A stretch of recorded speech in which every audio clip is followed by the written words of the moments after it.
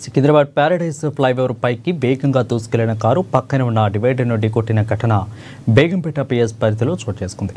అదే సమయంలో వెనుక నుండి వస్తున్న మరొక కారు డివైడర్ను ఢీకొట్టి ఆగిపోయింది. కారులో ప్రయాణిస్తున్న డ్రైవర్లకు గాయాలయ్యాయి. ఇక ఫ్లైఓవర్ పైకి వెళ్లే కారు క్రమంలో ఈ యొక్క ఘటన చోటు చేసుకున్నట్లు ట్రాఫిక్ పోలీసులు తెలిపారు.